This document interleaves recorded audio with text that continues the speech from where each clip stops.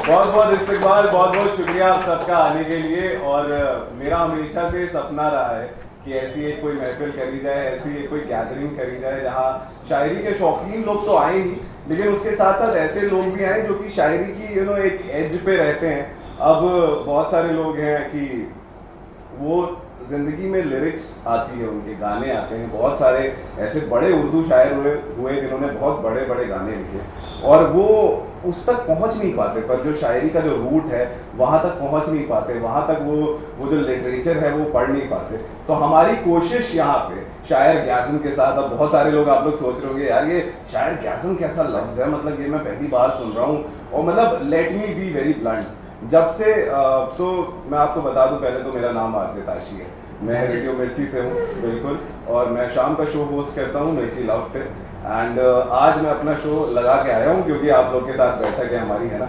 और शायर ग्याज़म ना मैं ज़माने से अपने शो पे करता हूँ। I am doing it as a part of my show where in if you संधि विच्छेद कहते हैं ना हम लोग हिंदी में, तो अगर आप संधि विच्छेद कर दें आपको शायर an orgasm, it's as simple as that, let's not shy away from it, right. अब वो नाम सुनते ही ना बहुत ज़्यादा ये होता है कि जैसे टैटूज की एक समय पे एक इमेज नहीं थी कि हाय टैटू करा लिया होगा, वैसे मुझे लग रहा है शायर ग्याज़म नाम भी लोग सुन रहे हैं तो कैफियत सी हो जा रही है दिल में कि अरे यार पता नहीं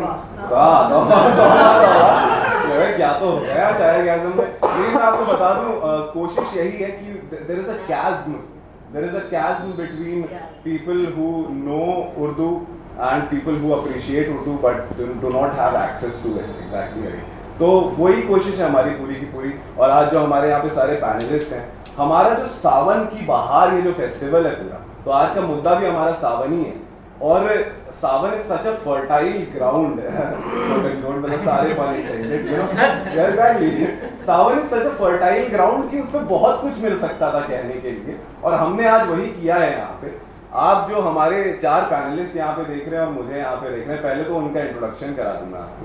तो शुरू करते हैं सुमैया से।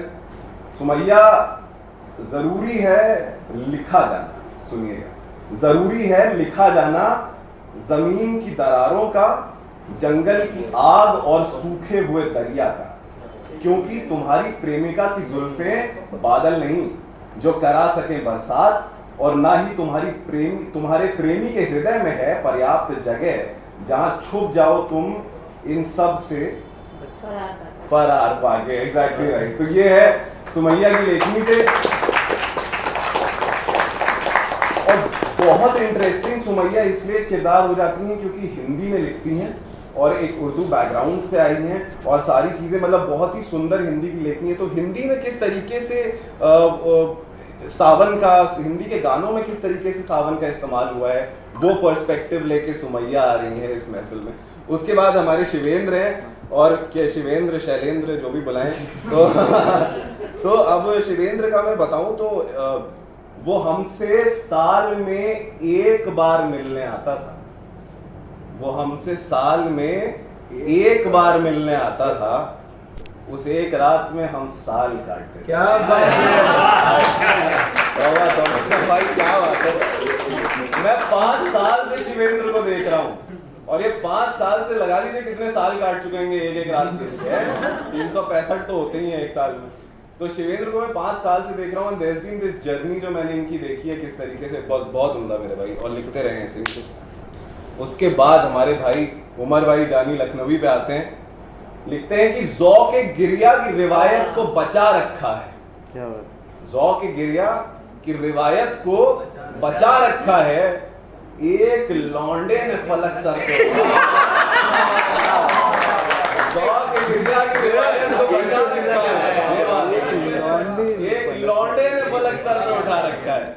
और कोविड की वजह से लखनऊ को कुछ कलाकार वापस मिले, ये उनमें से एक हैं कि हैदराबाद में थे, उसके बाद फिर वहां पे सारा काम चल रहा था इनका, लेकिन लखनऊ लौट के आए, और फिर अब हम सबकी खुशकिस्मती है कि यहाँ पे कलाम कह रहे हैं अपना, है ना। उसके बाद भैया last but not the least, उसकी तस्वीर खाक में ना मिले, उसकी तस्वीर खाक में ना मिले, मेरी आंखें निकाल लेना यार। सही बोला मेरे? शादाब का और सारे पैनलिस्ट का हमारा please big round of applause. और अभी मुझे मौका मिल ही रहा है तो मैं सनतकदा का, लखनऊ बायोस्कोप का, मिर्ची का बहुत बहुत शुक्रिया अदा करना चाहूँगा कि आप लोगों ने हमें ये प्लेटफॉर्म दिया, ये फॉर्मेट दिया जिसको हम लोग लाइव कर पाए। और ये हमारी पहली बैठक है, इसके बाद और ऐसी आएंगी उम्मीद है। तो शुरुआत करी जाए। सावन की बहार में सावन का मुद्दा है and we are talking about Sawan basically, है ना। तो मैंने देखा है कि जैसे हम लोग की बात हो रही थी, सावन ढेर सारे पर्सपेक्टिव लेके आता है ना। सावन का जैसे एक बहुत बड़ा पर्सपेक्टिव मेरे ख्याल से है कि एक क्लास डिवाइड जो सावन में पता चलता है कि बहुत सारे ऐसे लोग हैं जिनके लिए, जो अमीर हैं, जो अपने पक्के घरों में बैठे हुए हैं, उनके लिए जब सावन आता है तो वो रोमांस लेके आता है, उनके लिए जब सावन आता है तो वो कशिश लेके आता है अपने साथ। लेकिन वहीं जो एक गरीब इंसान है उसके लिए जब सावन आता है तो वो छत टपकना लेके आता है, वो घर में पानी लेके आता है।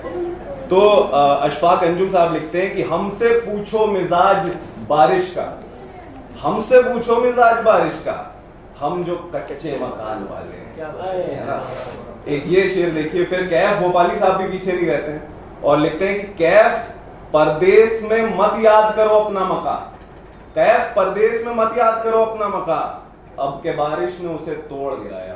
तो वो जो खलिश है कि अब कैफ साहब की तो बारिश से अलग ही मेरे ख्याल से दुश्मनी थी, क्योंकि अगला शेर बहुत ही एक सुंदर शेर है, लेकिन की इमेजिनेशन देखिए, आप कवि का पर्सपेक्टिव देखिए शायर का, कि दरो दीवार पे शक्लें सी बनाने आई, दरो दीवार पे शक्लें सी बनाने आई, फिर ये बारिश मेरी तन्हाई चुराने आई।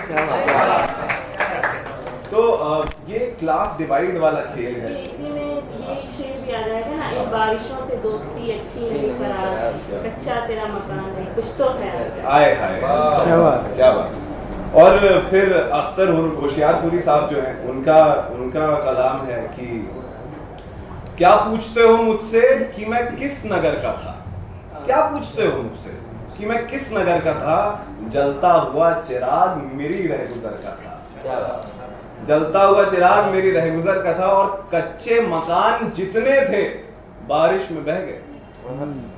क्या पूछते हो मुझसे कि मैं किस नगर का था, जलता हुआ चिराग मेरी रहगुजर का था, कच्चे मकान जितने थे बारिश में बह गए, वरना जो मेरा दुख था वो दुख उम्र भर का था। क्या that is the pain that एक क्लास के लिए रेन्स ब्रिंग, है ना। हम लोग ज्यादातर गाड़ियों में बैठे होते हैं और बढ़िया सी एक स्टोरी लगा देते हैं जिसमें एकदम बूंदे गिर रही होती हैं और एक प्यारा सा बारिश का गाना लगा देते हैं और हमारे लिए एक रोमांटिक माहौल लेके आती है बारिश। लेकिन एक बहुत बड़ा तबका है हमारी सोसाइटी का जिसके लिए बहुत प्रॉब्लम्स लेके आती है बारिश, बहुत दिक्कतें लेके आती है बारिश। तो अब मैं सुमैया की तरफ आगे बढ़ाऊंगा ये कलाम की, आप वो वाला पर्सपेक्टिव बताएं कि किस तरीके से हमारे हिंदी साहित्य में बारिश का रिप्रेजेंटेशन, सावन का रिप्रेजेंटेशन। बारिश का रिप्रेजेंटेशन हिंदी साहित्य में, बारिश से मैं पहले कहूंगी कि सावन जो है, सावन पूरी बरसात का एक मेटाफर, आषाढ़ रहे, भादो रहे, वो हम बारिश के, बरसात के मौसम को उसको नहीं देखते। हमारे लिए सावन बारिश है, सावन है मेटाफर बारिश के लिए। तो सावन कहें या बारिश कहें एक ही बात होगी। तो सबसे पहले अगर हिंदी साहित्य की लिटरेचर की हम बात करें तो कालिदास का जिक्र किए बिना बात अधूरी रहेगी। तो कालिदास जी ने जो उनका महाकाव्य ऋतु संहार, उन्होंने अपने अलग अलग ऋतुओं के बारे में वर्णन किया है कि किस तरह से अलग अलग ऋतुओं में कैसा माहौल होता है। तो बारिश के बारे में उन्होंने कहा है कि बारिश को, वर्षा ऋतु को ऋतुओं का राजा माना है, मौसमों का राजा माना है। तो उन्होंने कहा है कि जिस तरह एक राजा के राष्ट्रीय ठाट बाट होते हैं, उस तरह बारिश के भी अपने ठाट बाट होते हैं। जैसे राजा के लिए हाथी होता है, तो बारिश के, बरसात के मौसम में बादलों की जो घन गरज होती है वो उसके हाथी की तरह होते हैं, और राजा के आगे पीछे वो काफिले में झंडे लगे होते हैं। तो बरसात के मौसम में बिजली जो चमकती है वो उसके झंडे हुए, और तलवार जो है राजा के पास, हाँ, हथियार होते हैं। तो बरसात में, बारिश के मौसम में भी ये बिजली चमकती है, बिजली जो है वो बारिश का हथियार है। तो यहाँ पे फिर जो कालिदास जी की एक बहुत बहुत महत्वपूर्ण रचना है मेघदूतम। तो उसमें उन्होंने एक बारिश का, ये यक्ष की कथा कही है जिसे कुबेर जी ने अलकापुरी से निकाल दिया है। वो अपने मतलब उसके बारे में बहुत से अलग अलग कारण बताए गए कि क्यों निकाला है, लेकिन मुद्दा ये है कि उसे निकाल दिया गया है और उसकी नई नई शादी हुई है और उसे 1 साल के लिए अपनी पत्नी से दूर कर दिया गया है और उसने किसी तरह करके कम से कम 8 महीने जैसे तैसे करके काट लिए। अब आषाढ़ आ गया है, बारिश शुरू हो गई है, अब वो अपनी पत्नी से मिलने के लिए बिल्कुल बेकरार हो गया है कि उसे अपनी पत्नी के पास जाना है। मौसम ऐसा है, वो अपनी पत्नी को याद कर रहा है, वो गाना है मौसम में आशिकाना है, दिल कहीं से उनको ऐसे में ढूंढ लाना, बस वही वाला हाल है उसका यक्ष का। तो वो आषाढ़ के पहले दिन बादल को देखता है, वो अलकापुरी से दूर रामगिरी के पर्वतों में वो रह रहा है, तो बादल को देखता है तो उसे याद आती है अपनी पत्नी को। फिर वो सोच रहा है कि मेरी पत्नी कैसे रह रही होगी मेरे बिन। तो 1 महीना वो पूरा इसी उधेड़ बुन में निकाल देता है कि क्या हाल होगा उसका, मेरा ये हाल है। तो सावन के पहले दिन वो बादल को मैसेंजर बना के भेजना चाहता है अपनी पत्नी के पास कि जाके मेरी पत्नी को मेरा हाल जाके बताओ और उसका हाल लेके आओ। तो वो रास्ते में जहाँ उसको ये पूरा रास्ता समझाता है कि यहाँ रुकना है तुम्हें, इस पहाड़ पे जाके आराम कर लेना, इस नदी से पानी ले लेना और जाके आखिर में मेरी पत्नी को मेरा सब हाल कह देना। क्या बात है। और मतलब यही एक जो अलग अलग पर्सपेक्टिव्स हैं। आज तो जब बारिश होनी शुरू हो गई थी मेरी तो एकदम घिघी बन गई थी। मैंने तो बोला भाई साहब पता नहीं क्या होगा, बारिश ही होती रहेगी तो कोई आएगा ही नहीं। बहुत बहुत शुक्रिया आप सबका आने का।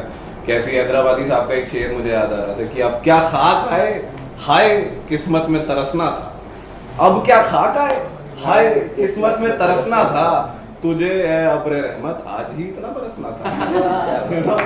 वही हाल हो रहे थे कि देखते देखते आपको लग रहा था कि ऐसा है। लेकिन फिर किसी भी लिटरेचर की तरह उर्दू अदब में भी जब बारिश होती है, सावन आता है, तो जैसा कि मैंने बोला वो अलग अलग रूप लेके आता है, अलग अलग फॉर्म लेके आता है। और हमारे जो शिवेंद्र हैं वो किस तरीके से हमारे अवधी कल्चर में जब बारिश सावन आता है उसका क्या रिप्रेजेंटेशन है, उसके बारे में बताएंगे थोड़ा शिवेंद्र। शुक्रिया। तो जब हम अवधी गीत सुनते हैं या क्लासिकल सिंगिंग सुनते हैं तो एक सेमी क्लासिकल फॉर्म है गाने का जिसे कजरी कहते हैं। तो आमतौर पे कजरी जो है वो सावन में गाई जाती है। तो कजरी में मेन तौर पे बहुत सारे इस्तियारे होते हैं और ये आप इसका जो रूट है कजरी का वो मिर्ज़ापुर से पाया जाता है। उसके बाद वो फॉलो करते हुए बनारस जाता है, फिर इलाहाबाद आता है और फिर वो जाता है बिहार के भोजपुर में। और इसमें गाने के भी कई तरीके होते हैं, कई उसमें होता है कि कोई मुझे लगता है बारिश में एक तो विरह होता ही है, मिलन की आस भी होती है। इतना रोमांटिक मौसम होता है कि आप उसे याद करते हैं कि इस वक्त मेरा साथी मेरे साथ होना चाहिए। तो उसमें जो कही गई कविता, जो कहे गए गाने हैं वो कजरी में वो देखने को मिलते हैं। दूसरी तरह से ये देखने को मिलता है कि हमारा मतलब जिनका भोजपुर में ये होता है कि बाढ़ आती है, बारिश ज़्यादा होती है, बाढ़ आने लगती है, तमाम चीज़ें होती हैं, तो शाम को वहाँ औरतें गाना गाती हैं। अगर बाढ़ ने दिक्कत पैदा कर दी या आपके घर बह गए तो वो कोसती हैं बादलों को अपने गानों में।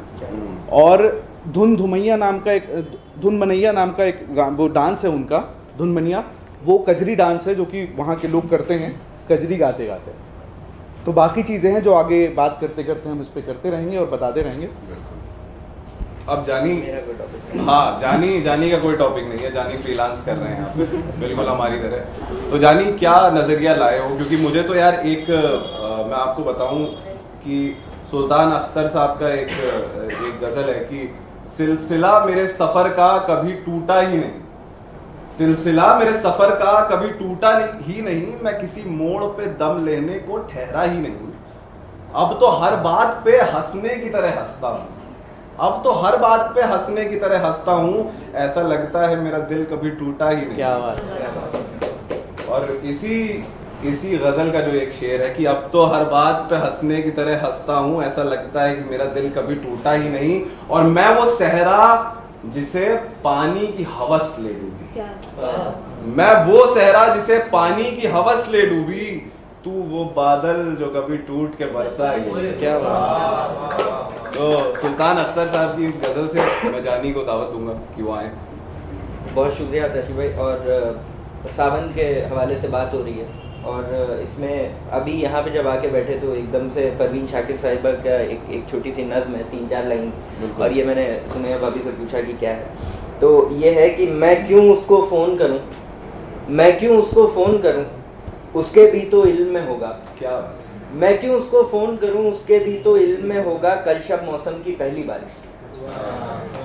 जिस तरीके से इसमें जज्बात को पिरोया गया है। अच्छा, मैं टॉपिक की बात आपको एक छोटी सी क्लियर कर देता हूँ। वो ये कि टॉपिक मेरा इसलिए नहीं था क्योंकि इन लोगों ने मेरे लिए कुछ छोड़ा नहीं टॉपिक, और ये सब अच्छे अच्छे टॉपिक लेके चले गए। तो मुझे किसी ने ये रिकमेंड किया कि आप आज के टाइम में सावन की अहमियत पे बात कर लीजिए। तो अब उसमें बाद में और बातें होंगी, लेकिन सबसे ज़रूरी ये है कि हम ये समझें कि जो सावन है वो बेसिकली क्या है। हम यहाँ पे जब शायरी को सावन से रिलेट करते हैं तो हम ये इस पे ख़ास तौर पे मेरा फोकस रहेगा कि किस तरीके से सावन आपके लफ्ज़ों को, आपकी बात को, वो एरियाज़ जहाँ पे बारिश नहीं होती है वहाँ एक सख्ती है, एक ज़बान में सख्ती मौजूद है, जहाँ पे वेजिटेशन आसान नहीं है। तो ये सारे फ़र्क पड़ते हैं शायरी के ऊपर उन जगहों, उन रीज़न से कि जहाँ पे लाइवलीहुड इज़ नॉट ईजी, और जहाँ पे बारिश ज़्यादा होती है वहाँ पे एक नरमी पाई जाती है। और यही बारिश का काम भी है कि वो जो पहली बारिश होती है वो तो सिर्फ इसमें पूरी हो जाती है कि वो ज़मीन को नर्म करने के काम आती है। तो ये बहुत इंपॉर्टेंट है। बाकी बाद में चीज़ें मैं हैदराबाद के 2-3 एग्जाम्पल्स हैं। ज़रूर मेरा भाई। और जानी से मेरी बातचीत हो रही थी और तभी पहले तो मैं सैफ को और तस्वीर का बहुत शुक्रिया अदा करना चाहूँगा कि उन दोनों से ही जब बात चल रही थी, डिस्कशन चल रहा था, तो ऐसा एक महफिल करने का ख्याल आया हम लोग को दिमाग में। लेकिन एक शेर है कि डाइकॉटमी जो है, कि बारिश की जो डाइकॉटमी है, उसके बारे में लिखते हैं तस्लीम नियाजी साहब कि किसी की खातिर हो फूल सावन, किसी के खातिर हो फूल सावन, मेरे लिए तो बबूल सावन। तो वो वही बात है, वही है, किसी के खातिर हो फूल सावन, मेरे लिए तो बबूल सावन, है ना। तो अब वो जो भी इमोशन है, जैसे ये मेरा बड़ा पुराना एग्जांपल है कि अब बारिश का बड़ा सुंदर मौसम है, रिपोर्ट कार्ड आ गया आपका, आप 3 सीप आ गए हैं उसमें, है ना, गंदे तरीके से फेल हुए हैं आप, है ना, कोई तरीका नहीं है बचने का, घर जाके पिटना ही है। तो चाहे जितना हसीन मौसम हो, आपको घर के रास्ते में वही हाय तौबा लगी रहेगी कि अरे यार अब तो जाके पिटना ही है, गहरी सांस लेके आप दरवाजा खोल के घर में घुस जाएंगे, है ना। वही गर्मियों की छुट्टियां हो रही हो, तपती धूप हो, जूते भी जल रहे हो, बाल भी जल रहे हो, सब कुछ जल रहा हो, लेकिन फिर भी क्रिकेट खेलने चले जाएंगे दिन में 3 बजे। गर्मियों की छुट्टियां हो रही हैं, तो आपके इंटरनल मनोभाव में क्या चल रहा है। तो शेक्सपियर ने बहुत अच्छा मैकबेथ में जिस तरीके से जब डंकन का खून होने वाला होता है, तो मैकबेथ की एक बहुत प्यारी लाइन है कि वो उसे सामने दिखता है और वो बोलता है कि बाहर का जो एनवायरनमेंट है, बाहर क्रेजीनेस हो रही है, बाहर प्लैनेट्स गिर रहे हैं, बाहर बहुत, क्योंकि मैकबेथ के दिल में वो चल रहा होता है, उसका मनोभाव बाहर रिफ्लेक्ट हो रहा होता है। तो वो एक कल्चर में नहीं, कई कल्चरों में इस तरीके का खेल है। और एक और ऐसे ही सूफी कल्चर से हमको अवगत कराने, हमको मिलवाने शादाब भाई यहाँ पे हैं। सूफी कल्चर में सावन का जो महत्व है उसके बारे में शादाब भाई बात करें। सूफिज्म में क्या तस्वुर है बारिश का, इस पर बात कर रही है। तो बारिश को जो सूफिज्म में लोग देखते हैं वो यूँ देखते हैं कि बारिश एक आशिक है, या यूँ कह लें एक माशूक है, और जो ज़मीन है वो प्रेमिका की तरह है। तो दोनों के सेम ही मतलब होते हैं, आशिक और माशूक, प्रेमिका, सब एक ही मतलब है, लेकिन जेंडर वाइज देखा जाए तो तकरीबन साल भर बारिश के जाने के बाद धरती अपने आप को सर्दियों में कपकपाती है, और उसके बाद गर्मियों में अपने आप को जलाती है, अपने बदन को जलाती है, यहाँ तक कि दरारें पड़ जाती हैं बदन पर। क्या अब मैं आपको इसकी मिसाल दे देता हूँ कि अगर मैंने धरती को महबूबा कहा है तो क्यों कहा है, इसकी मिसाल मैं दे देता हूँ आपको। एक आप अपने जहन में तस्वुर करिए एक जोगन का, जिसका जो महबूब है वो उसे छोड़ के जा चुका है। उसके बाद आप ज़्यादा लेट कर रहे हैं उसके बाद जो है आप ये ज़्यादा समझ पाएंगे। अच्छा, ऐसा है क्या? जोगन सबको आएगा थोड़ा। मेरा एक शेर है इसमें कि गम को जूड़े में अपने कश्ती है, गम को जूड़े में अपने कश्ती है, कैसी जोगन है जिंदगी मेरी, कैसी जोगन है जिंदगी मेरी। तो मैंने जोगन इस्तेमाल किया वहाँ पे, और जूड़े का जिक्र किया, जुल्फों का जिक्र किया। लेकिन अब अगर मैं यहाँ बात कर रहा हूँ तो मैं अपने आप को झुठला रहा हूँ शेर में, क्योंकि मैं यहाँ बात करने वाला हूँ ये कि जब उसका महबूब उसको छोड़ के चला जाता है और वो जोगन हो जाती है, तब उसे ख्याल नहीं होता कि उसे जुल्फें संवारनी है कि नहीं संवारनी है। अगर वो साथ सिंगार करे भी तो किसके लिए करे, उसके आने की भी उम्मीद भी नहीं है। और इसी तरीके से धरती जब वो एक महबूबा है, एक अपने जोगन है, तो वो अपने ऊपर लगे हुए दरख्त वो सूख जाते हैं, आस खत्म हो जाती है, पत्ते झड़ने लगते हैं जैसे उसके सर से बाल झड़ रहे हों। और ज़मीन पर आप देखें तो कहीं कहीं जहाँ पानी नहीं बरसता है, बहुत कम बारिश आती है, वहाँ पर आप देखेंगे पपड़ियाँ पड़ जाती हैं, फट जाती है ज़मीन बीच से, इसी जैसे उसके होंठ फट जाते हैं, उसे लाली वगैरह नहीं लगानी है। जैसे जोगन को अपने होंठों पर लाली नहीं लगानी है, इसी तरीके से धरती भी अपने ऊपर जो है कोई सेज श्रृंगार जो साज श्रृंगार नहीं करती है, हाँ फट जाती है वो उसके। और इस तरीके से और बात करें तो उसके लिबास की बात करें हम, तो जैसे धरती में क्या होता है कि अजीब सा सूनापन होता है। आप देखें गर्मियों में आप निकलेंगे बाहर, मन नहीं करता है, देखने का जी नहीं करता कि आप चमकती हुई ज़मीन को देख लें। तो शादा भाई कुछ सुना दीजिए इसमें रिलेटेड, अगर ऐसा कोई आपके पास नज़्म हो या फिर गज़ल हो जो कि कुछ इससे। मैं सुनाता हूँ। बिल्कुल। क्या मैं बात नहीं कर सकता? नहीं भाई आप ऐसी बात कर रहे हैं, सारी मेहनत ज़ाया हो जाएगी। मैं अभी पता है आपको बता दूं मैं क्या हूँ, केमिस्ट्री रिएक्शन में एक कैटलिस्ट होता था, बस वही है। I am that's it, I am a catalyst writer.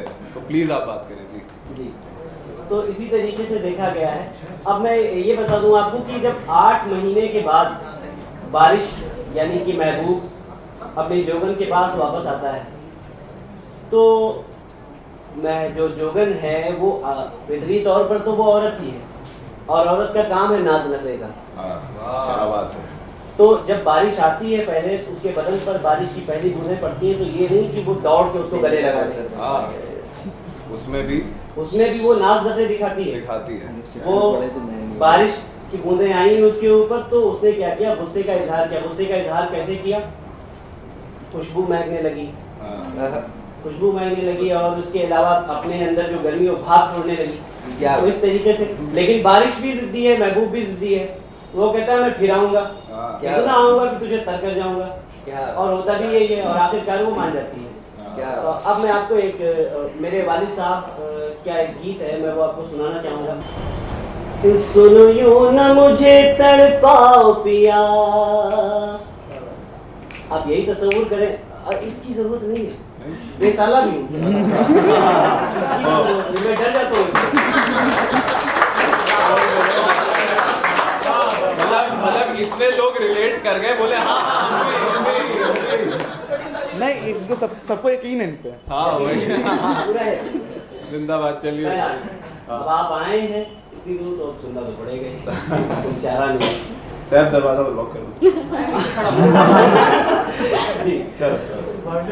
सुनो यूं न मुझे तड़पाओ पिया, सुनो यूं न मुझे तड़पाओ पिया, मत छोड़ के तन्हा जाओ पिया, लौटाओ पिया, आ जाओ पिया, लौटाओ पिया, आ जाओ पिया।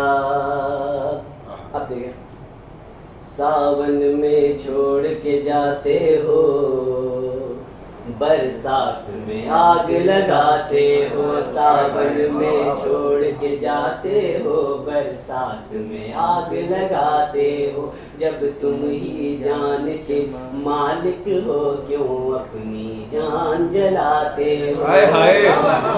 जब तुम ही जान के मालिक हो, क्यों अपनी जान जलाते हो, फूलों पे सजी शबनम की कसम, इस प्यार भरे मौसम की कसम, फूलों पे सजी शबनम की कसम, इस प्यार भरे मौसम की कसम, मत दूरी और बढ़ाओ पिया, लौटाओ पिया, आ जाओ पिया, लौटाओ पिया, आ जाओ पिया। अगर आप लोगों को अच्छा लग रहा है तो अगला बंद पढ़ूं, वरना बंद करूं। ठीक है, एक बंदा क्यों इतने दिन पर फोन किया, क्यों तुमने दिसंबर जून किया,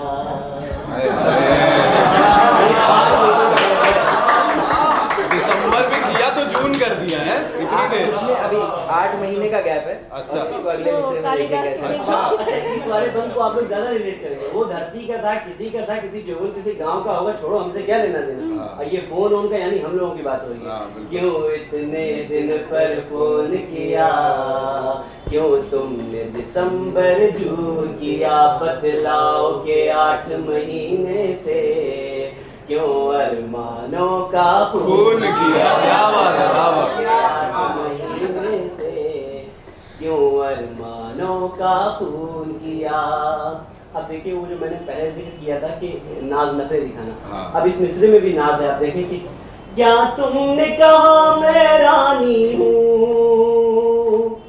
अरे अभी तुम्हारी जवानी हूँ। क्या तुमने कहा मैं रानी हूँ, अरे अभी तुम्हारी जवानी हूँ। बस फोन पे मत बहलाओ पिया, लौटा क्या बात है, आ जाओ पिया। लॉन्ग डिस्टेंस वाला दर्द लग रहा है। अब्बू से पूछना पड़ेगा। क्या बात है। शादाब ने जो कैफियत यहाँ पे बयान की है वो हाँ। धरती और आसमान वाली, वो विरह हाँ वाली, जी। उसी पे कोइंसिडेंटली मेरा एक लिखा हुआ प्रोज पोइट्री टाइप प्लीज है, अगर प्लीज, इजाजत इरशाद हो। इरशाद। सूरज छुट्टी पर था, मौका अच्छा जानकर आसमान ने हवा को बादलों की शक्ल में जमीन के नाम अपना प्रेम पत्र पकड़ाया और खुद को एक सुरमई चादर में लपेटे जवाब के इंतजार में चोर निगाहों से जमीन की ओर देखने लगा। आसमान को जमीन से जोड़ने वाली सड़क पर, आसमान और जमीन के बीच का जो रास्ता है, आसमान को जमीन से जोड़ने वाली सड़क पर हवा किसी अल्हड़ दोशीजा की तरह बल खाते हुए चल रही।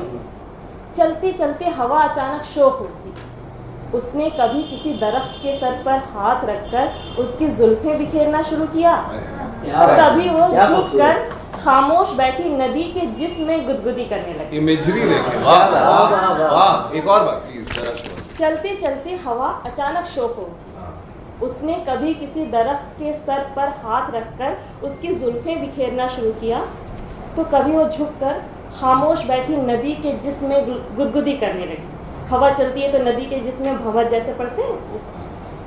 उसकी शरारत पर अचानक खिलखिलाकर हंसती नदी के गालों में पड़ने वाले गड्ढे खूबसूरती की एक नई इबारत लिखने लगे। क्या बात। क्या अब जमीन का जिक्र है।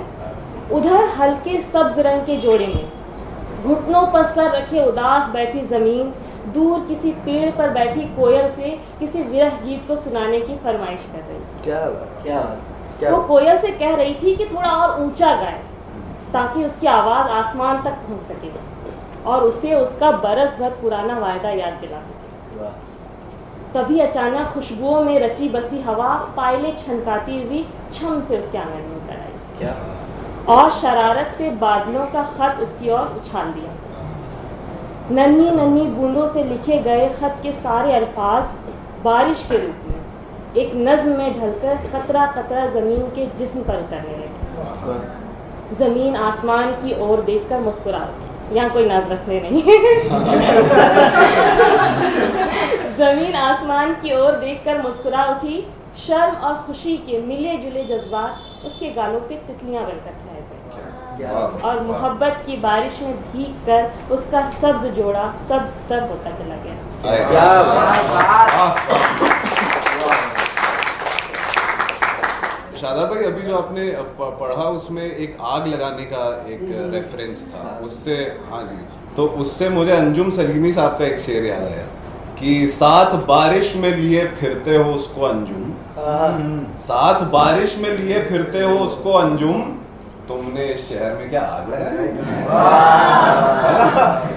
शहर करे तलब अगर हाँ। तुमसे इलाजे तीरगी आए हैं। साहिबे अख्तियार हो आग लगा दिया। अरे वाह, वाह। और जैसे आम पानी का ये खासियत आम पानी की होती है कि वो आग को बुझाता है, जलन को शांत करता है। सावन के पानी की ये खासियत होती है कि वो आग लगाता है और बढ़ा बढ़ाता है। तो अब शादाब के बारे में अमेजिंग चीज मैं बताऊं तो गोरे जो उर्दू के पर्शियन के कल्चर से हैं वहां से उठ के आ रहे हैं शादाब, और अब जाके होता क्या है कि हम सब लोग जब एक दूसरे से मिले तो कहीं ना कहीं जो ख्याल होता है, जो दिमाग होता है, जैसे शिवेंद्र ने जब हम लोग पिछली बार बैठे थे बहुत अच्छी बात कही, तो मैं एक जाजिब कुरैशी साहब के अल्फाज हैं, गज़ल है कि सहरा में कोई साया दीवार तो देखो, सहरा में कोई साया दीवार तो देखो, ए हम सफरों धूप के उस पार तो देखो। क्या वाह वाह वाह। सहरा में कोई साया दीवार तो देखो, ए हम सफरों धूप के उस पार तो देखो,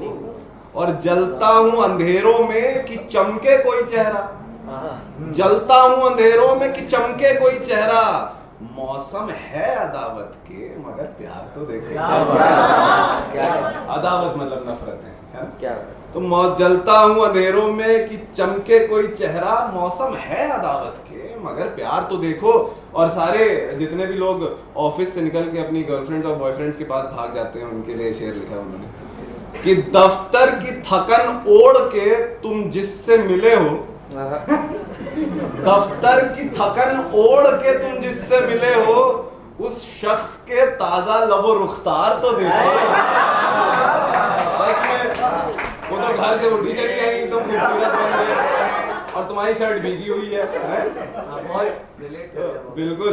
दफ्तर की थकन ओढ़ के तुम जिससे मिले हो, उस शख्स के ताजा लबो रुखसार तो देखो। और सेल्फ असेसमेंट वाला शेर है ये कि क्यों मांग रहे हो किसी बारिश की दुआएं, क्यों मांग रहे हो किसी बारिश की दुआएं, तुम अपने शिकस्ता दरो दीवार तो देखो।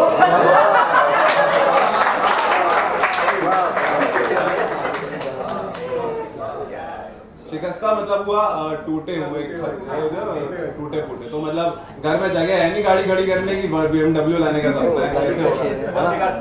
शिकस्ता मतलब उग रहा है दरो दीवार पे सब्जा गालिब, हम बयाबा में हैं और घर में बहार आए। तो ये गालिब का शेर है। पर मैं टॉपिक से तब नहीं जाता हूँ, जो मुझे टॉपिक मिला था मैं उससे बात करता हूँ। जैसे कि आप लोग बात कर रहे थे जी, कजरी का जो वो टॉपिक था, उस पर हमें ये 2-3 चीज़ें और बतानी थी आपको, उसके बाद मैं इधर जाऊँगा, नहीं मैं भूल जाऊँगा।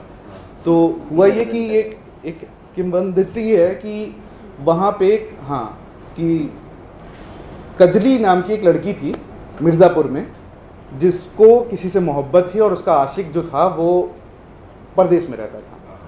तो वो अपने भगवान के, जो कि कृष्ण के अवतार थे, जो वहाँ माने जाते थे, उनके चरणों में रो रो के गाना गाती थी। और वो गाना जो गाती थी वो बाद में कजरी कहलाया। और इसीलिए आप कजरी में इस्तियारे देखते हैं तो झूले के इस्तियारे बहुत ज़्यादा मिलते हैं, क्योंकि सावन आता है तो झूले लगने लगते हैं।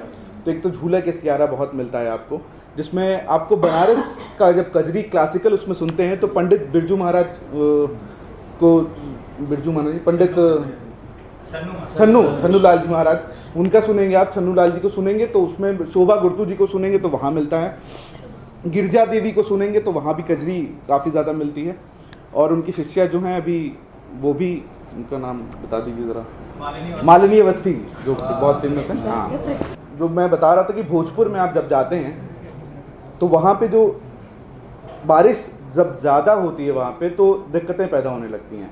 तो वहाँ के लोगों ने अपना एक पैटर्न किया, अगर बारिश अच्छी है, वो सुकून दे रही है, खेती को फ़ायदा दे रही है, तो सुबह वो लोग कजरी गाते हैं अच्छे से, और अगर वो नुकसान करे तो शाम को औरतें कोसती हैं और डांस करती हैं उसके इर्द गिर्द तमाम चीज़ों को लेके। तो बाकी चीज़ें ऐसे फॉलो करती जाती हैं। उसके बाद में मेरे लिए सावन एक्सपीरियंस तो ये है कि मेरा एक्सपीरियंस सावन का, मैं गोश्त का बहुत शौकीन हूँ।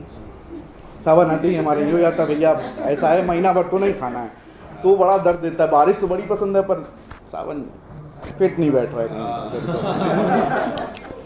पर्सनल प्रेफरेंसेस अलग है आपकी। थोड़ा सा वो हो जाता है। दबिस्तान दक्कन को बहुत ज़्यादा, मुझे ऐसा लगता है, ये मेरा पर्सनल मानना है कि सावन और शायरी पे बात हो रही है तो मैं एक छोटी सी बात यहाँ पे, फिर मैं सावन पे लेके आता हूँ। तो मेरा ये मानना है कि दबिस्तान दक्कन को बहुत ज़्यादा नज़रअंदाज किया गया। ये आज से नहीं, हमेशा से।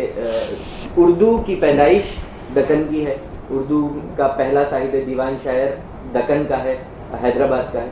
और उसके बाद हमने उसको मंजर आम पे, आज भी अगर आप देखेंगे तो हैदराबाद का आपको कोई शायर मंजर आम पे नहीं मिलता है। दक्कन के एक शायर हुए अमजद हैदराबादी, उनकी लाइफ का एक छोटा सा वाकया जो लाइफ चेंजिंग वाकया है वो मैं आपके साथ थोड़ा सा, और ये थोड़ा सा गमगीन कर देने वाला वाकया है।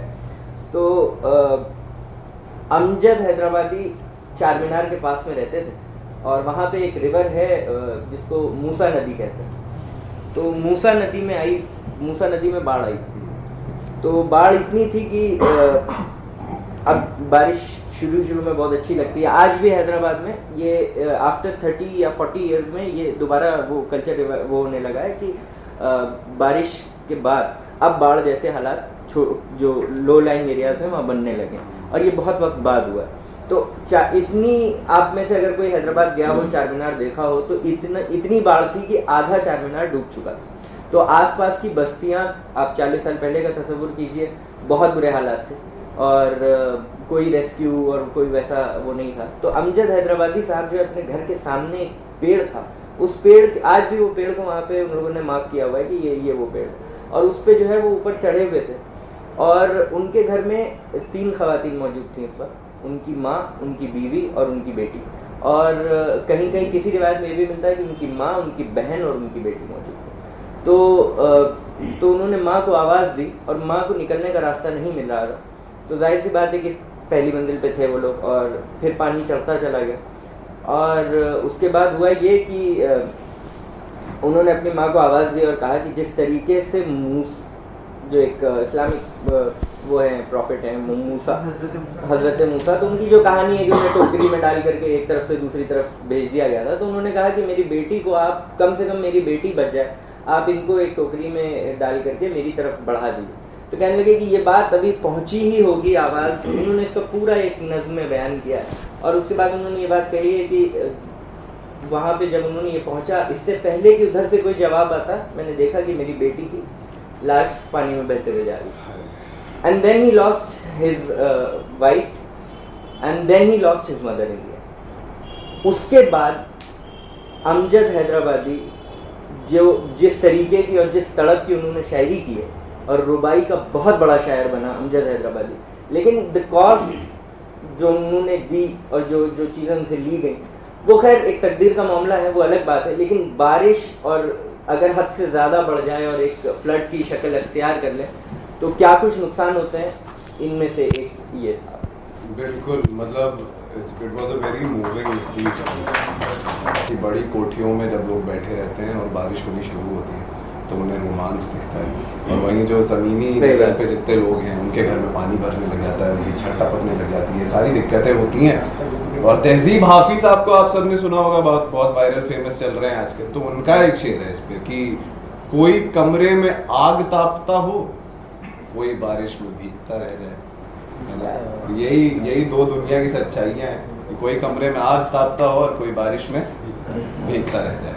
शादाब भाई, आप थोड़ा सा और एक्सप्लोर करें कि सूफियों के यहाँ किस तरीके से सावन का इस्तेमाल होता है, या फिर किस तरीके से सावन का एक एक्सप्रेशन है। लेकिन जैसा कि मैंने पहले भी आपको बताया था, उसी लिहाज से ही मैं बताता चलूँ, सूफियों में सबसे ज़्यादा अगर बारिश और सावन पे लिखा है किसी ने, तो आप सबको भी मालूम होगा कि वो अमीर खुसरो हैं, उन्होंने ही लिखा है सबसे ज़्यादा। वो उनका एक अम्मा मोरी बाबुल को भेजो दी, हाँ, वो है एक कलाम, अगर आपको याद हो तो पढ़ लीजिएगा। नहीं मुझे याद नहीं, बस ये शुरुआत याद है मुझे कि जिसका पिया सन बीते सावन, उस बिरहन की रैन सुहागन, जिसका पिया संग बीते सावन। हमारे दरमियान में क्लासिकल की अच्छी सिंगर बैठी हुई है, जिसका पिया संग बीते सावन, उस बिरहन की रैन सुहागन, जिस सावन में पी घर नाही, आग लगे उस सावन, आग लगे उस सावन को। तो इस तरीके के वो सावन को कोसते भी हैं, और सावन आते ही उम्मीद आज जग भी जाती है। और यहाँ पे पिया से मुराद जो अमीर खुसरो ले रहे हैं, मैं आपको ये बताता चलूँ कि वो कोई शख्स, कोई आदमी या कोई ऐसा मजाजी खुदा की बात नहीं हो रही है, यहाँ पर हकीकी खुदा की परमात्मा की बात कर रहे हैं वो, कि वो परमात्मा से जब बारिश होती है तो परमात्मा से मेल के और चांसेस बढ़ते हैं, तन्हाई और इख्तियार करते हैं। अब जैसे आपने बात करी कि एक पैरेलल ड्रॉ करते हैं आप उर्दू अदब में, किसी भी लिटरेचर में सबसे आसान चीज होती है कि अगर आप किसी चीज को आसान, और सबसे कॉम्प्लिकेटेड वो आपके थॉट पे डिपेंड करता है ऑब्वियसली, लेकिन drawing parallel between two things, है ना। तो निदा फाजली साहब का एक बहुत खूबसूरत शेर मिला मुझे इस पे कि बरसात का बादल तो दीवाना है क्या जाने, बरसात का बादल तो दीवाना है क्या जाने, किस राह से बचना है, किस छत को भिगोना है। क्या बात, बरसात का बादल दीवाना है, उसको क्या पता। और वही जो एक बरसात अभी आपने देखे कि कितने रंग हैं जिसमें बरसात को, सावन को ढाला जाता है जब वो हमारे लिटरेचर के थ्रू होके गुजरता है। सुमैया, अगर थोड़ा सा और आप हिंदी साहित्य में किस तरीके से सावन की बात है उस पर थोड़ा और प्रकाश डाल सकें। हिंदी साहित्य में बहुत ज़्यादा एस्पेक्ट देखने को नहीं मिलते, लेकिन अगर हम बॉलीवुड के गानों की, गीत की बात करें, हिंदी गीतों की, तो उसमें आपको कई तरह के लेयर्स मिल सकते हैं, कई तरह के एस्पेक्ट मिल सकते हैं सावन को, बारिश को लेकर। तो जिसमें से एक तो सबसे ये है कि विरह, दूरी, प्रेमी और प्रेमिका के बीच दूरी है, दोनों एक दूसरे से दूर हैं और गा रहे हैं। वो ये गाना है ये वाला, सावन का महीना पवन करे सो, उसमें एक आखिरी जो अबंध आता है, जिनके बलम बैरी गए हैं विदेशवा, आई है लेके उनके प्यार का संदेशवा। तो दूर दूर है, मिलन की कोशिशें हो रही हैं। मिलन पूरी तरह, मिलन बहुत ही कम ही गानों में दिखाया गया। मिलन की एक आस है, वो गानों में बयां किया गया। जैसे कि ये है, मौसम है आशिकाना, ऐ दिल कहीं से उनको ऐसे में ढूंढना, सावन में लग गई आग। अरे ऐसे तो कितने फिर वो हो गया, मेरा यार हंस रहा है बारिश की बरसात में तुमसे मिले हम सजन, हमसे मिले तुम बरसात में, है ना? प्लीज। वो एक गाना है, वो फिल्म का तो नहीं है, तो सबने सुना होगा, थम के बरस बरा थम के बरस, मुझे महबूब के पास जाना है। फिर ये चूड़ी मजा न देगी, कंगन मजा न देगा, तेरे बगैर साजना सावन मजा न देगा। और उसके अलावा मिलन और विरह को अगर छोड़ दें तो जो एस्पेक्ट आते हैं वो एक गांव का जो है, ग्रामीण परिवेश में किस तरह से सावन का और बारिश का स्वागत किया जाता है, उसको एज ए फेस्टिवल मनाया जाता है। बारिश गाँव के लिए इसलिए भी ज़रूरी है, हालांकि बारिश जो है गाँव में दिक्कतें भी लेके आती, छत टपक रही है, घर कच्चे हैं, घर दीवार गिर जा रही घर की, लेकिन ज़रूरी भी है गाँव वालों के लिए बारिश। वो बारिश से किनारा नहीं कर सकते, उनकी खेती के लिए भी धान का मौसम, धान लगाने का मौसम होता है, तो बहुत ज़रूरी चीज़ है। अगर बारिश ना हो तो फिर ये ज़्यादा बड़ी दिक्कत हो जाएगी। तो बॉलीवुड के गीतों में वो सावन का, बारिश का जो स्वागत किया गया, तो मैंने कुछ लाइन्स, मैं गा तो नहीं सकती हूँ, निहायती बेसुरी हूँ, तो मैं पढ़ के बता रही हूँ कि इस लाइन नहीं, ऐसा कुछ नहीं है, हम सुन चुके हैं, हमने भी सुन चुके हैं। 2 बीघा जमीन मूवी एक आई थी, उसमें ये गाना है, हरियाला सावन ढोल बजाता आया, दिन तक मन के मोर नचाता आया, मिट्टी में जान जगाता आया, धरती पहनेगी हरी चुनरिया बन के दुल्हनिया। ये लाइन, पूरा गाना गीत बहुत खूबसूरत है, सुनिएगा आप लोग। और एक दूसरा है, 2 आंखें 12 हाथ, उसमें भी एक गाना है, उमड़ घुमड़ कर आई रे घटा, कारे कारे बदरा की छाई रे घटा, जब सनन पवन का लगा रे तीर, बादल को चीर निकला रे नीर, झरझर झरझर अब धार झरे, धरती जल से मांग भरे। क्या और फिर खेती का एक अलग एस्पेक्ट, आप बहुत ही मतलब मजाकिया ले या एक राइटर की, पोइट की इमेजिनेशन को सराहें। बूट पॉलिश मूवी आप में से कई लोगों ने देखी होगी, उसमें एक सीन है, जेल में बैठ के वो गाना हो रहा है, जितने भी कैदी बैठे हुए हैं सबके सर पे बाल नहीं है, मतलब थोड़े बाल हैं, या तो बालों की खेती, बालों को भी एक तरह से खेती ही कहते हैं। तो वो वहाँ पे गाना गाया जा रहा है कि लपक झपक तू आ रे बदरवा, लपक झपक तू आ रे बदरवा, सर की खेती सूख रही है, बरस बरस तू गा रे बदरवा, और बूंदन से बाल उगा रे बदरवा। तो इसमें एक लाइन आती है, वो बड़ी खूबसूरत है, झगड़ झगड़ कर पानी लातू, अकड़ अकड़ बिजली दमका तू, तेरे घड़े में पानी नहीं हो, पनघट से भर ला रे बदरवा। तो और भी एस्पेक्ट है, अब आगे बात चलेगी। जी बिल्कुल। अब बात हुई बारिश के गानों की, तो सबसे बचपन में जो मेरा फेवरेट गाना था, और मैंने एकदम रगड़ दिया था ये गाना, कि उसी के 2-3 लाइनें आपके लगाऊंगा, और वही गाना इसकी स्टोरी पे भी लगा था, हमारे जो सावन की जो ये कि घनन घनन गिर गिर आए बदरा, घन घन घोर कार छाए बदरा, धमक धमक गूंजे बदरा के डंके, चमक चमक देखो बिजलियां चमके, मन धड़काए बदरवा, मन धड़काए बदरवा, मन मन मन धड़काए बदरवा, दिन दिन दिन दिन, रस अगर बरसेगा कौन फिर तरसेगा, कोयलिया गाएगी बैठी मुंडेरों पर, जो पंछी गाएंगे नए दिन आएंगे, उजाले मुस्कुरा देंगे अमीनों पर, प्रेम की बरखा में भीगे भीगे तन मन, धरती पे देखेंगे पानी का दर्पण। लैंग्वेज स्विच है, जाइयो तुम जहां जहां, देखियो वहां वहां, यही एक समा के धरती, यहाँ है पहने 7 रंगों की चुनरिया। जब हम सबके अंदर वो जो वाइब थी कि भैया दुगनी लगान मांग ली गई है और बारिश भी नहीं हो रही है, तो उस समय जब ये गाना आता है, और ये गाना भी कितना बड़ा टीज है ना मूवी में भी, एक बूंद बरसती है बादल छट जाते हैं फिर उसके बाद, तो वो बारिश की एक कैफियत है जो मैंने बताया, जैसे जब बादल अपने साथ उम्मीदों को लेके आते हैं। एंड आई एम सो मतलब इतने मल्टीपल फैसेट्स हैं कि दिक्कत भी है गांव वालों के लिए, जैसे सुमैया ने बोला, लेकिन उन्हीं के लिए जरूरत भी सबसे ज्यादा है, क्योंकि खेती में फिर पानी नहीं होगा, दिक्कत हो जाएगी। तो ये सारे जो पहलू हैं जो कि एक ही जगह से निकल के आते हैं, डाइवर्स, इट्स सो अमेजिंग। जानी भाई इसमें कुछ जोड़ें प्लीज। हम जो बारिश एक्सपीरियंस करते हैं और जो एक बारिश गांव में होती है और एक जो बारिश में ज़मीन आसमान का फर्क है।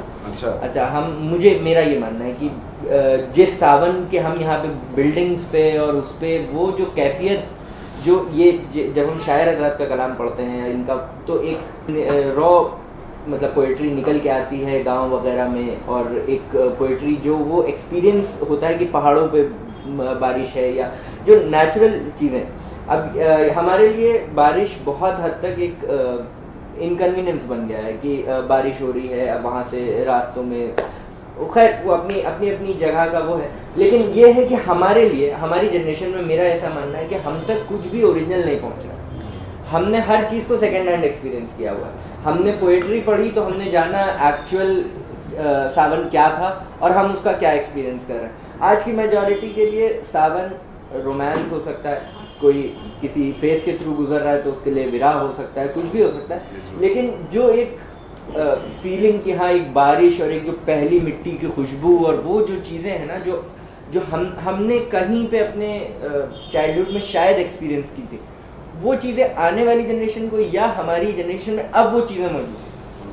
तो ये एक बड़ी चीज़ है जो हमने सावन के हवाले से खो दी, जिसकी वजह से हमारे बहुत अजीज सर हैं, वो ये फरमाते हैं कि कोई भी नेचर का कोई भी मौसम, कोई भी वक्त शायर के ऊपर बहुत हसास, क्योंकि शायर बहुत हसास तबीयत का होता है। हाँ सही बात है ना, बहुत मतलब इमोशनल तबीयत का होता है, EQ बहुत हाई होता है शायर, बहुत वॉलेटाइल होता है इमोशनली जनरली, मतलब अगर उसको जनरली हर केस में नहीं होता, हर केस में नहीं होता, हर केस में नहीं, कुछ बनावटी भी होता है, आज के दौर बहुत हसास तबीयत का शायर होता है। और अगर वो चीज़ें जो हम तक फर्स्ट हैंड एक्सपीरियंस में नहीं मिल रही हैं और जो चीज़ें हमसे मिस आउट हो गई हैं, अगर हम उन्हीं को मतलब उनकी याद में या वो कुछ लिखना चाहें तो भी अब हमारे ख्यालात इतने ओरिजिनल नहीं रह गए, इतना कुछ लिखा जा चुका है कि हम अपने असातिज़ा को ही पढ़ करके, अब देखिए मैं चेन ऑफ थॉट में कहीं और चला गया हूँ मैं,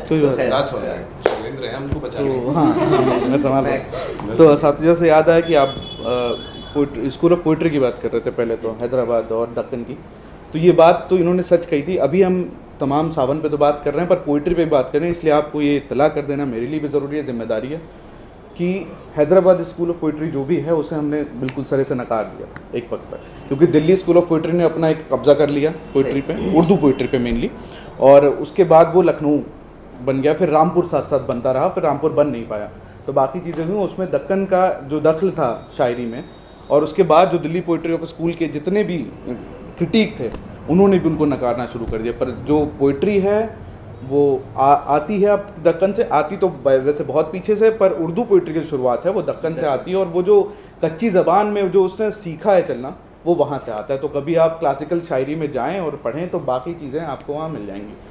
दूसरी बातें आपके ये सावन की आती है कि अलग अलग इस्तियारे, हाँ हर आदमी के हर जगह के अपना अलग इस्तियारा होता है एक चीज़ का। पोइट्री लग्जरी है, हमें ये मानना पड़ेगा, मतलब हम ये नहीं कह सकते एक रिक्शे वाला बैठ के पोइट्री नहीं सुन सकता। आपको रोटी चाहिए, खाना चाहिए, पेट भरा हो, तमाम चीजें हो, तब आप पोइट्री करेंगे। बहुत बड़ी तो पोइट्री समझना और उसे बोलना ये लग्जरी है, ये हमें मानना पड़ेगा। अपने प्रिविलेज को आपको रिकॉग्नाइज करना। हाँ, क्या पर सबसे अच्छी चीज ये होती है ना इसमें कि आप, जब मैंने गीतों की बात की, अवधी गीत जब आप गाते हैं तो ये एक कल्चर है जो उन्हें दिया जाता है, पोइट्री का एक फॉर्म है जो उन्हें मिल रहा है, वो लग्जरी उन्हें दी जा रही है ऐसे विरसे में। तो वो क्या है कि उन्हें पढ़ना नहीं, वो सुन सुन के सीख रहे हैं, उसकी कोई वो तमाम चीज़, वो ट्रेडिशन है ओरल, तो वो सीखी जा रही। तो क्या है, एक तरह का उनको रिलैक्सेशन दिया जा रहा है कि चलो ठीक है कोस लो, बोल लो, तो ये है। और हम ये बारिश की बात कर रहे थे, बारिश भी टाइम टू टाइम डिपेंड करता है। बारिश रुपाई से पहले हो तो किसान के लिए फ़ायदा है, रुपाई कर दी, बारिश हो गई तो नुकसान है। तो वो हमारा जो मौसम बदल रहा है, चीज़ें बदल रही हैं, वो भी बहुत दिक्कत की बात है। और पोस्ट मॉडर्निज्म दौर में हम जब आज बात कर रहे हैं, वक्त के साथ इस्तियारे बदलते हैं। दुनिया का, ज़िंदगी का, हर चीज़ का इस्तियारा बदलेगा वक्त के साथ साथ में। सावन का भी बदल रहा है, उसमें कोई शक नहीं है, वो बदलेगा और उसे बदलना भी चाहिए भाषा के साथ साथ। ओस से प्यास कहाँ बुझती है, मूसलाधार बरस मेरी जान। आए हाय, ओस से प्यास कहाँ बुझती है। अब जैसे बात इन लोगों ने ट्रेडिशन की, जो ट्रेडिशन अब वो चेंज होता जा रहा है गाँव का। और जो पहले जो सावन और बारिश का जो माहौल होता था, तो हिंदी के एक कवि हैं बहुत मशहूर कवि, सर्वेश्वर दयाल सक्सेना जी। तो उनकी एक कविता है मेघ आए, उसमें उन्होंने जो बादल, जब पहली बार जब बारिश जब होती है, बादल आते हैं, तो उसकी तुलना जो उन्होंने की है गांव के नए दामाद से की। अब तो गांव में भी वो कल्चर होता जा रहा है, वरना अगर गांव में बाहर शहर से कोई दामाद आया है तो पूरे गांव वाले उसको देखने के लिए अपने घरों से उचक उचक के देखते थे और पूरा गांव उसका स्वागत करता था। तो एक ये कविता है मेघ आए, तो मैं पढ़ती जाती हूँ, उसको साथ साथ में एक्सप्लेन भी करती जाऊँगी। हालांकि मैं गांव से हूँ तो मैंने ये सब देखा, एक्सपीरियंस किया, तो ज़्यादा बेहतर मैं समझ सकती हूँ, तो आपको भी समझाती जाऊँगी। मेघ आए बड़े बंठन के संवर की, दामाद साहब आ रहे हैं ससुराल पहली बार, बड़े बड़े तैयार होके। मेघ आए बड़े बंठन के संवर के, आगे आगे नाचती गाती बयार चली, हवा बिल्कुल झूमते हुए चल रही स्वागत में। दरवाजे खिड़कियां खुलने लगी गली गली, सब लोग देखने के लिए अपने खिड़की दरवाजे खोल के तैयार हैं। पाहुन जो आए हो गांव में शहर के, पाहुन या मेहमान जो कहते हैं गांव में दामाद को कहते हैं, पाहुन, पहुना, मेहमान, ये सब वर्ड होते हैं। पाहुन जो आए हो गांव में शहर के। अब आगे, पेड़ झुक झांकने लगे गर्दन उचकाए, जैसे गांव के बच्चे पड़ोस के देखने, अरे इनके घर आए हैं चलो देखते हैं, तो उचक उचक के जो देखते हैं। पेड़ झुक झांकने लगे गर्दन उचकाए, आंधी चली धूल भागी घाघरा उठाए। मतलब कि गांव की कोई लड़की है या औरत है, वो अनजान अजनबी को देख के अचानक से शर्मा के वो भाग रही है। आंधी चली धूल भागी घाघरा उठाए, बाकी चितवन उठा नदी ठिठकी घूंघट सर की। अब गांव की जैसे कोई भौजाइयाँ होती, भाभियाँ, वो जरा एक तिरछी नज़र से देख रही, अच्छा इनके घर का दामाद कैसा हो भाई, ऐसा है। तो बाकी चितवन उठा नदी ठिठकी घूंघट सर के, मेघ आए बड़े बंठन के संवर के। बूढ़े पीपल ने आगे बढ़कर जुहार की, जुहार मतलब अभिवादन का एक तरीका होता है, हमारे झारखंड में कहते हैं जोहार, नाम जोहार नहीं तो। बूढ़े पीपल ने आगे बढ़कर जुहार की, बरस बाद सुधिलीन ही बोली अकुलाई लता ओठ हो किवार की। जो पत्नी है वो ससुराल में, वो अपने मायके में, वो कह रही है कि एक बरस के बाद तुमने मेरी सुधी ली किवाड़ की ओर से, क्योंकि बड़े बुजुर्ग बैठे तो सामने आके वो नहीं बोल पा रही, तो दरवाजे की आड़ से वो बोल रही है कि तुमने एक बरस के बाद मेरी सुध ली है। हर्षाया ताल लाया पानी परात भर के, जो साला ताल को साले से मिलाया गया है कि वो पैर धोने के लिए, गांव में रिवाज होता है मेहमान आए तो पैर उसके धोने के लिए, तो परात में पानी भर के वो पाँव धोने के लिए लाया है दामाद की। मेघ आए बड़े बंठन के संवर की, क्षितिज अटारी गदराई दामिनी दमकी, क्षमा करो गांठ खुल गई अब भरम की, बांध टूटा झरझर मिलन के अश्रु ढके। मेघ आए बड़े बंठन के संवर के, ला जो आखिर में अब वो पति पत्नी का वो मिलन हो गया है, और जो गिले शिकवे जो साल भर के हैं वो दूर हो गए हैं, वो कह रहे एक दूसरे से कि क्षमा करो गांठ खुल गई अब भरम की, सारी गलत फहमियाँ गिले शिकवे सब दूर हो गए। क्या बात है, वाह वाह। यहाँ तो ये सौभाग्य रहा कि मतलब दामाद बन गए और घर आ गए, फिर कुछ लोग को ये सौभाग्य नहीं भी मिलता है तो वो तगाफुल में रह जाते हैं, फिर यही होता है, फिर मेरा ही लिखते हो। तो जमाल एहसानी साहब के 3 शेर सुना दूं मैं आपको कि बीच जंगल में पहुंच के कितनी हैरानी हुई, एक सदा आई अचानक जानी पहचानी हुई। बीच जंगल में पहुंच के कितनी हैरानी हुई, एक सदा आई अचानक जानी पहचानी हुई, और फिर वही छत पर अकेले हम वही ठंडी हवा, फिर वही छत पर अकेले हम वही ठंडी हवा, कितने अंदेशे बढ़े जब रात तूफानी हुई, कितने अंदेशे बढ़े जब रात तूफानी हुई, और उसने बारिश में भी खिड़की खोल के देखा नहीं। फिर वही छत पर अकेले हम वही ठंडी हवा, कितने अंदेशे बढ़े जब रात तूफानी हुई, और उसने बारिश में भी खिड़की खोल के देखा नहीं, भीगने वालों को कल क्या क्या परेशानी। तो वाह वाह वाह। तगाफुल भी दिख रहा है उसमें, आपको कैसे नजर ही नहीं पड़ रही है भाई साहब, यही है देख लो, हमको भी है ना, हम भी आपकी महफिल में। तो भाई प्लीज, हाँ शादाब भाई की तरफ बढ़ते हैं। देखिए सब लोग अपने अपने टॉपिक के आसपास भी रहे, हाँ। मैं टॉपिक पे ही रहूंगा। बिल्कुल। तो अभी उमर भाई जैसे बता रहे थे, इनका कोई टॉपिक तो है नहीं वैसे, हाँ। लेकिन ये बता रहे थे अभी कि जो क्या बता रहे थे, बचपन वाला कुछ सीन था कि बचपन में ऐसा होता था, अब ऐसा नहीं है, बिल्डिंग। हाँ, ये मेरा अपना मानना है। तो आप तो सऊदीया में पैदा हुए हैं ना, बात है, ठीक ये है। हकीकत है, ये रियाद में पैदा हुए हैं। हाँ। तो इन्होंने तो बारिश वारिश क्या ही देखी होगी, वहाँ तो हाँ, कर रहे थे। वहाँ बारिश वारिश का इतना इम्कान नहीं होता है, लेकिन ठीक है बोलना है, सब बोलेंगे। इसलिए तो टॉपिक नहीं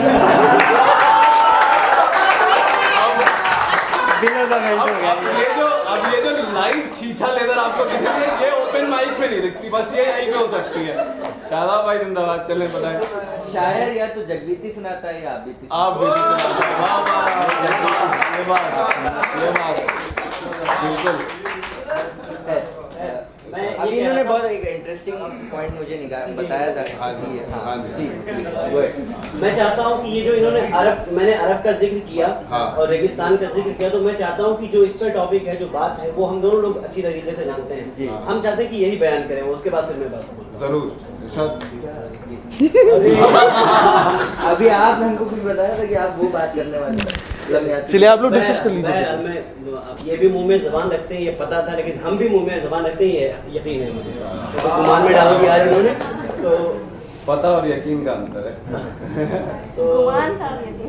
मैं ये कहना चाहूँगा कि बारिश जो आती है, तो हमारे यहाँ हिंदुस्तान में बारिश का अलग मामला है। अच्छा।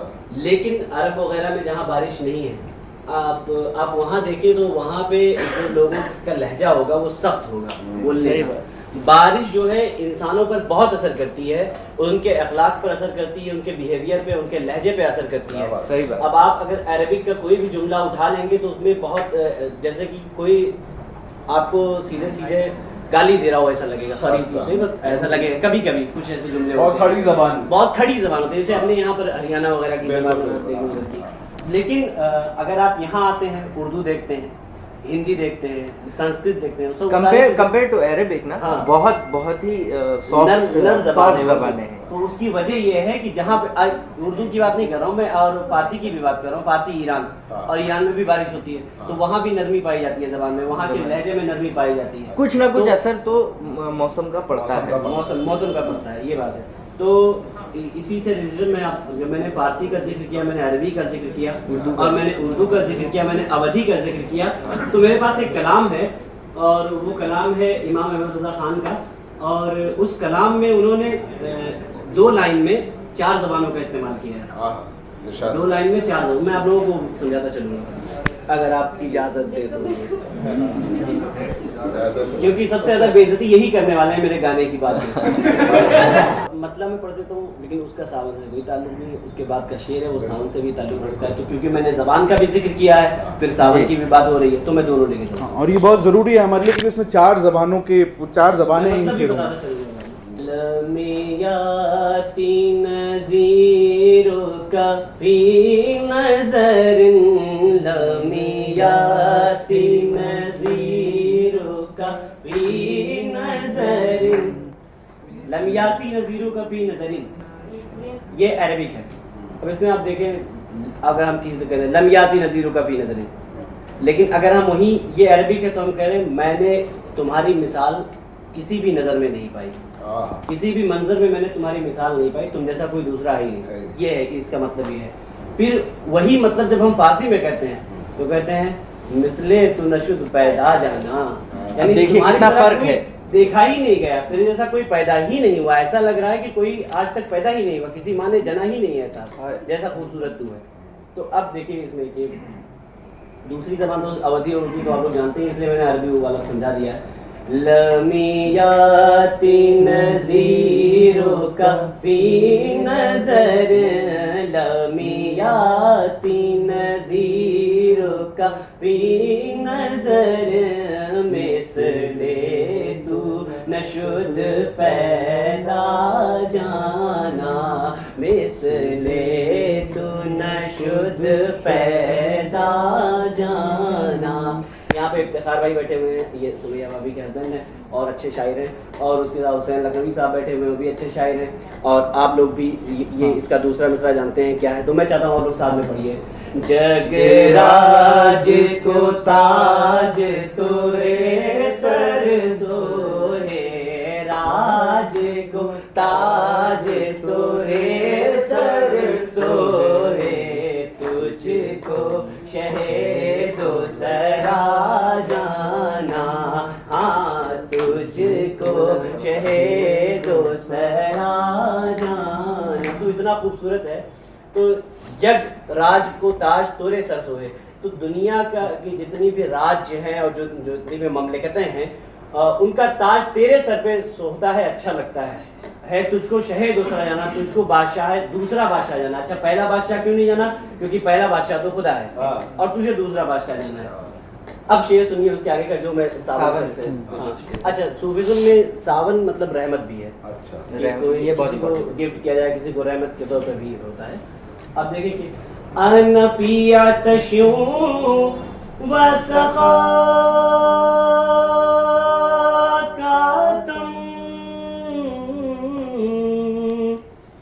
मैं प्यास में हूँ और तेरी अता करने की, तेरे दान पुण्य की जो गहराई है वो बहुत गहरी है, समंदर से भी ज्यादा गहरी है। फिर अन पिया तश्यू वसखा कातम, ये सूर पाके अब रे करम, गे सूर पाके अब रे करम। तो इसमें ए गेसुए पाक, इसको मुझे मेरे ख्याल से नहीं बताने की जरूरत है। ए गेसुए पाक, ए साफ शफाफ जुल्फें, ए अब्रे करम, ए करम की बादल, यानी उनकी महबूब की जुल्फों को बादल से रिलेट किया। छोटा सा पॉइंट यहाँ पे हाँ कहना बहुत जरूरी है कि ये नात की जो पोएट्री है इसमें बादल और ये जो प्यारे हैं ये हम मतलब और पोएट्री में क्या होता है कि हम इनको महबूब से कंपेयर करते हैं, महबूब को इनसे यहाँ पे इस्तियारे उठाते हैं। नात की पोएट्री में क्या होता है कि हम महबूब हमारे जो मोहम्मद साहब हैं उनके लिए और इनको उनसे कंपेयर करते हैं। तो ये इस्तियारे, ये इस लाइन का जो गेसुए पाक है ये बेसिकली उनकी जुल्फों की बातें होंगी। तो अब आप उसका मतलब समझिए, शेर सुनिए। सावन का शेर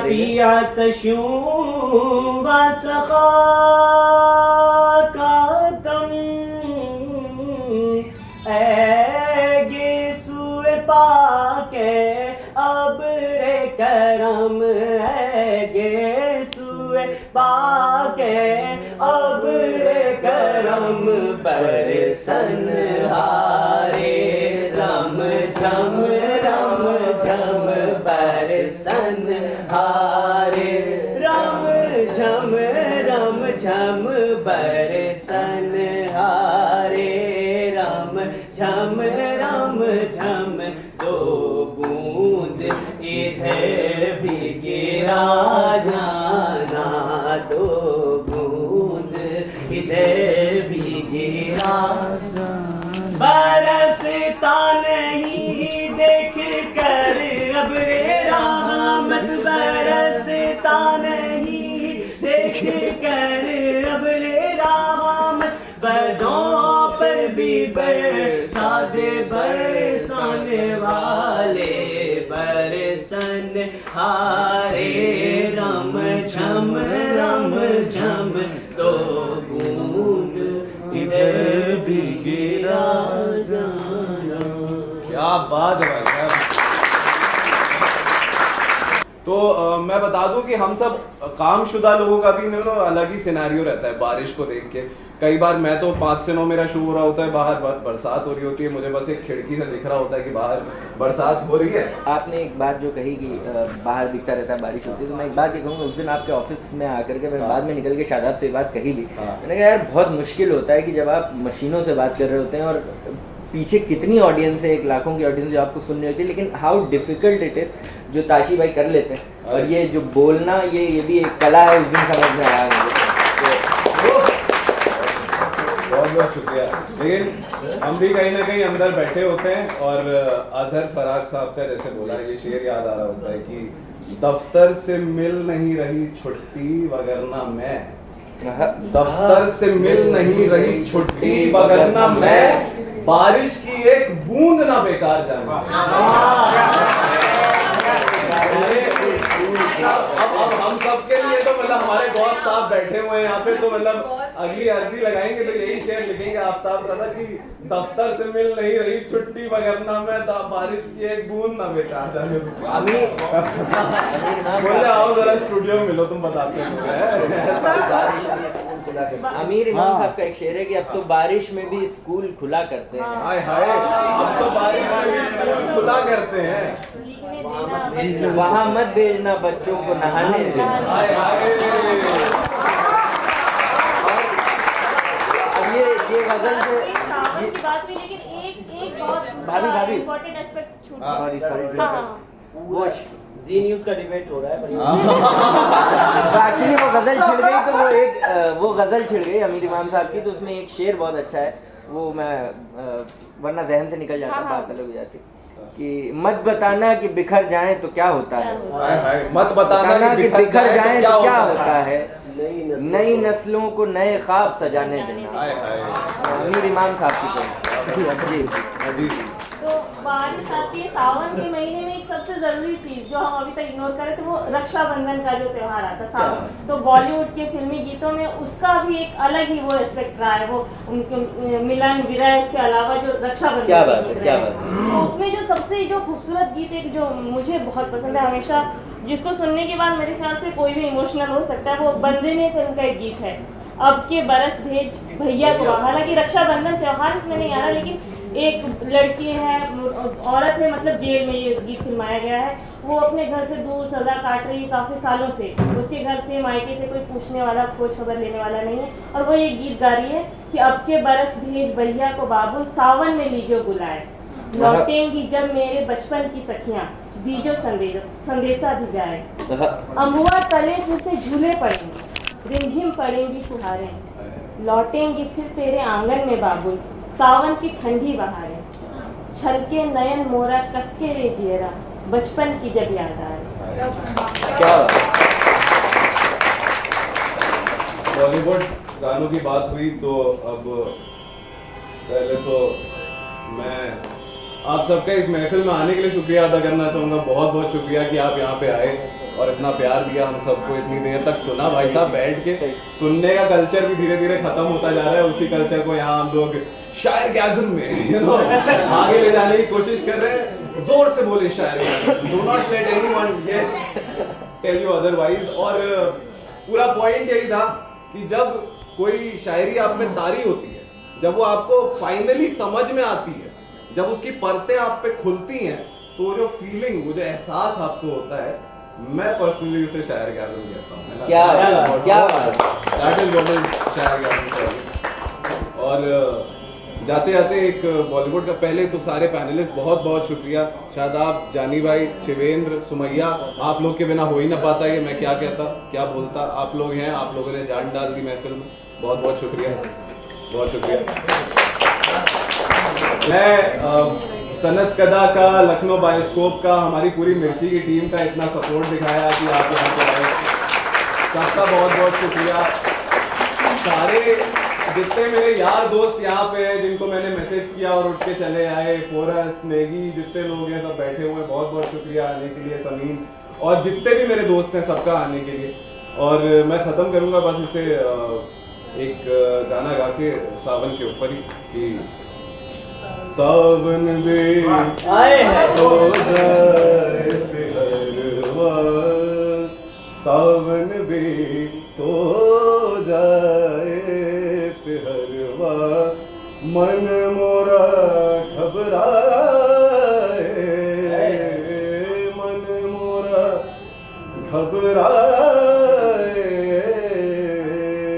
सो गए परदेस पिया तुम, ऐसो गए परदेस पिया तुम, चैन हमें नहीं आए, चैन हमें नहीं आए, मोरा सैया मुझसे बोले ना,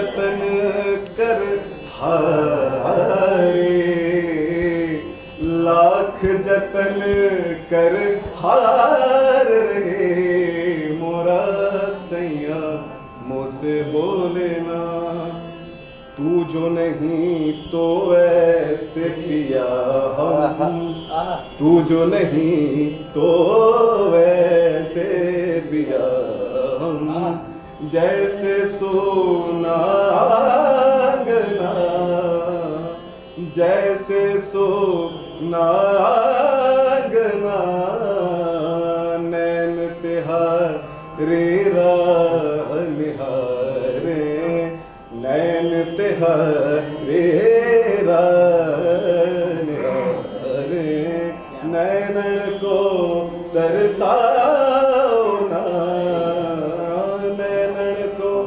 तरसाओ ना, मोरा सैया मुझसे बोलेना, मोरा सैया मुझसे बोलेना।